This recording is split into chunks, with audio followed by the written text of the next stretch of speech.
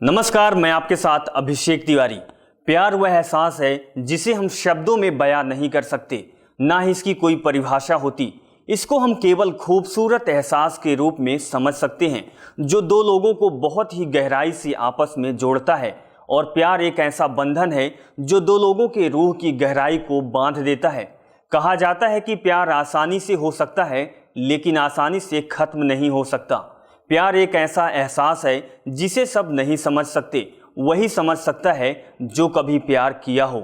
ऐसे ही दुनिया में प्यार की बहुत सी कहानियां हैं जो हमें प्रमाण के रूप में देती है कि प्यार ना तो कभी हारता है और ना ही कभी किसी के सामने झुकता है। प्यार हमेशा अमर रहता है। दुनिया कितनी भी जालिम क्यों ना हो जाए, आखिर में प्यार की ही जीत होती है। ऐसी ही दुनिया में बहुत सी कहानियां हैं और इन कहानियों में एक कहानी है हीर और रांझे की। ये दुनिया में प्यार की ऐसी छाप छोड़े हुए हैं जिसे दुनिया आज भी याद करती है। ऐसी अमर प्रेम कहानी जिसकी छाप कभी मिट नहीं सकती। आज दुनिया में ये नहीं है, लेकिन प्यार के ऐसे इनकी मिसाल है जो आज लोगों को याद दिलाती है। आज के हमारे इस खास प्रोग्राम में जानते हैं हीर और रांझे की सच्ची प्रेम कहानी के बारे में।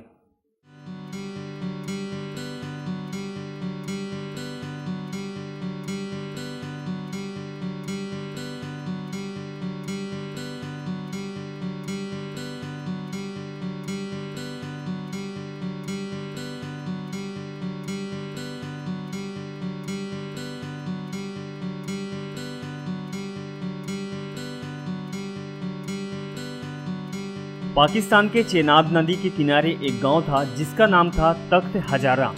इस गांव में रांझा जनजात के लोग बहुतायत में रहा करते थे। मौजू चौधरी गांव का मुख्य जमींदार था और मौजू के 4 बेटे थे। रांझा उन्हीं 4 भाइयों में से सबसे छोटा था। रांझा का असली नाम था दीदो और इसको प्यार से कहते थे रांझा। रांझा अपने भाइयों में से सबसे छोटा था, इसीलिए अपने पिता का लाडला भी था। रांझा के भाई खेती में कड़ी मेहनत किया करते थे, लेकिन रांझा का शौक था बांसुरी बजाने का और रांझा पूरा दिन बांसुरी बजाया करता था। इसी के कारण सारे भाई नफरत किया करते थे। कहते हैं कि जो कोई भी बनता है उसका स्वभाव और उसकी पसंद बचपन से ही होती है। ऐसे ही रांझा के साथ था। रांझा का बचपन से ही खूबसूरती से बहुत ज़्यादा प्यार था और उसे इस कदर इश्क हुआ कि अपने बचपन से ही सपनों में हसीना की तस्वीर गढ़ ली। देखा जाए तो रांझा बड़ा ही आशिक मिजाज का आदमी था। रांझा मात्र 12 साल का था तब उसके पिता की साया उसके सिर से उठ गया और भाइयों से विवाद हो गया। भाइयों से विवाद होने के बाद वह पूरा दिन घर से निकलकर पेड़ों के नीचे बैठकर अपने सपनों के शहजादी के बारे में सोचा करता था। एक दिन वहीं से पीर गुजर रहा था। उसने पूछा कि तुम इतने दुखी क्यों हो? तब रांझा ने पीर को अपने द्वारा बनाया गया गीत सुनाया जिसमें उसके सपनों के शहजादी का उल्लेख था। तब पीर ने बताया कि तुम्हारे सपनों की शहजादी हीर है, उसके अलावा कोई और नहीं है। जब पीर के मुंह से रांझा यह बात सुना तो उसने हीर की तलाश में निकल पड़ा और चलते चलते एक दूर मस्जिद तक पहुंचा। वहां विश्राम के लिए रुका। अगली सुबह होते ही मस्जिद से रवाना हुआ और चलते चलते दूसरे गांव में पहुंच गया जो हीर का ही गांव था।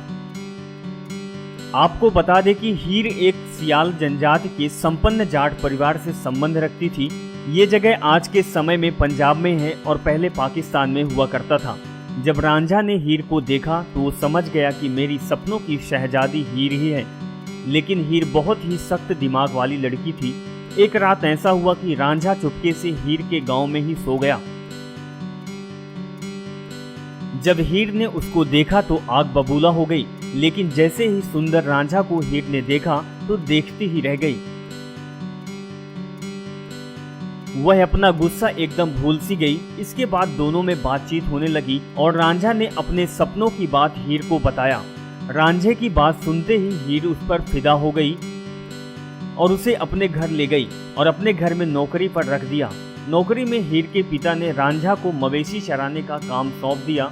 रांझा मवेशी चराया करता था और बांसुरी भी बजाया करता था। रांझे की बांसुरी की आवाज हीर को मंदमुग्ध करने लगी और धीरे धीरे रांझा से हीर को गहरा प्यार हो गया। वो दोनों कई सालों तक एक दूसरे से गुप्त जगहों में मिला करते थे। लेकिन एक बार हीर के चाचा को इस बात की भनक लगी। सारी बातों को अपने भाई चुचक और भाभी यानी हीर की माँ मालकी को बता दिया। ये जानने के बाद हीर के घर वालों ने रांझे को नौकरी से निकाल दिए और दोनों को मिलने से मना कर दिए। वहीं हीर के पिता ने अपनी बेटी हीर के शादी की बात चलाने लगे और सैदा खेरा नाम के एक व्यक्ति से शादी करने के लिए बाध्य करने लगे। मौलवियों और अपने परिवार के दबाव में आकर हीर ने सैदा खेरा से निकाह कर लिया। जब निकाह की बात रांझा को पता चली तो उसका दिल टूट गया और इसी दुख के कारण वह दर दर भटकता रहा। उसको खुद पता नहीं था कि वह क्या कर रहा है और कहां जा रहा है। एक दिन उसे एक जोगी गोरखनाथ मिले जो कान फटा समुदाय का था। उसके साथ मिलकर रांझा भी जोगी बन गया। रांझा रब का नाम लेता फिरता था, पूरे पंजाब में भटकता रहता था और भटकते भटकते उसे हीर का गांव मिला जहां वह रहा करती थी। एक दिन रांझा सैदा के घर गया जहां हीर रहा करती थी। वहां पहुंचकर आवाज दिया। आवाज सुनकर हीर भिक्षा देने के लिए बाहर निकली। दोनों एक दूसरे को देखते रह गए। इसी तरह से दोनों एक दूसरे को पहचान भी लिए और रांझा भिक्षा मांगने के लिए हर रोज हीर के घर आने लगा। इसी तरह दोनों फिर एक दूसरे से मिलने लगे। लेकिन दोनों को इस तरह रोज मिलना हीर की ननद और सैदा की बहन सेहती ने देख लिया और सेहती को हीर रांझा की पूरी प्रेम कहानी मालूम भी थी। जब हीर की शादी उसके भाई से हुई तो उसने विरोध भी की। जब ऐसा कुछ दिन चलता गया तो उसने हीर को टोका और रांझा गांव छोड़ के बाहर चला गया। लेकिन गांव के सारे लोग उसको फकीर मानकर पूजने लगे। कुछ ही दिन हुए थे कि हीर रांझा से जुदाई के कारण बीमार हो गई। उसके बाद वैद्य और हकीमों का सहारा लिया गया, लेकिन कोई आराम नहीं हुआ। तो हीर के ससुर ने उसको रांझा के पास ले गए और मदद के लिए बोले।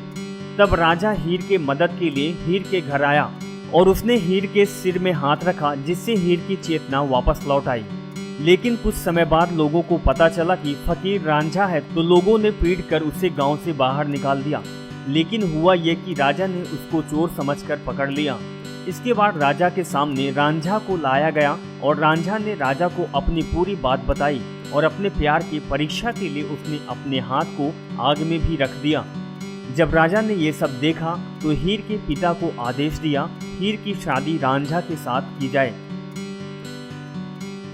राजा का आदेश सुनकर हीर के पिता ने तो शादी की मंजूरी दे दी, क्योंकि राजा का डर था। लेकिन हीर के चाचा ने शादी वाले दिन ही हीर के खाने में जहर डाल दिया ताकि शादी रुक जाए। ये बात जब रांझा को पता चली तो रांझा दौड़ते हुए हीर के पास पहुंचा, लेकिन बहुत देर हो चुका था। हीर ने जहर वाला खाना खा लिया था और जहर के वजह से हीर की मौत हो गई थी। लेकिन रांझा अपने प्यार के मौत को सह नहीं पाया और उसने वही जहर वाला खाना खा लिया और कुछ समय बाद उसके पास ही रांझा की मौत हो गई। हीर रांझा के पौत्रिक गांव में अंतिम संस्कार किया गया और वहीं उनको दफन किया गया, जिस जगह आज भी प्रेम का मजार बना हुआ है। भले ही हीर और रांझा मर गए हों, लेकिन इन दोनों की मोहब्बत आज भी जिंदा है।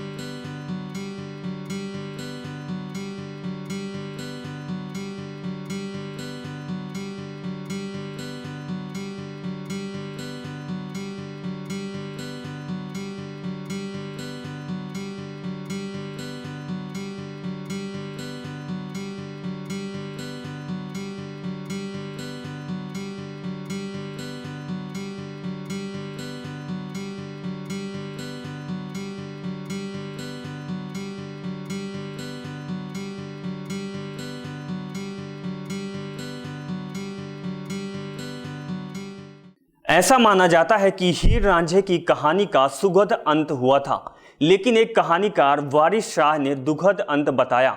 उन्होंने ये बात पंजाब और पाकिस्तान के लोकगीतों को इकट्ठा कर कहानी लिखी थी। उनके अनुसार यह घटना 200 साल पहले की रही होगी, जो वास्तविकता मानी जाती है। हीर रांझे के मोहब्बत की इस कहानी से प्रेरित होकर भारत और पाकिस्तान में कई फिल्में भी बनाई गई और आज भी इनकी प्रेम कहानी को याद किया जाता है। हर प्यार करने वाले लड़के और लड़की को आज भी हीर और रांझे से तुलना की जाती है। कहते हैं कि प्यार करने वालों को अलग किया जा सकता है, लेकिन एक दूसरे से जुदा कभी भी नहीं किया जा सकता। जो प्यार की गहराई को समझ लेता है, उसके लिए दुनिया प्यारी लगने लगती है। इसके दिल में प्यार होता है। जिसको मोहब्बत होती है वह किसी से नहीं डरता। मोहब्बत जिस्म से नहीं होती, मोहब्बत दिल से होती है। और ये एक ऐसा एहसास है जो रूह में बसता है। किसी ने कहा है, कभी अल्फाज भूल जाऊं, कभी अल्फाज भूल जाऊं, कभी ख्याल भूल जाऊं, तुझे इस कदर चाहूं कि अपनी सांस भूल जाऊं। उठकर तेरे पास से चल दूं, उठकर तेरे पास से चल दूं, तो जाते हुए खुद को तेरे पास भूल जाऊं। तो दोस्तों, आज मुझे इजाज़त दीजिए। आज के इस सफ़र में बस इतना ही। मिलते हैं किसी दूसरे सफ़र के साथ। तब तक के लिए नमस्कार।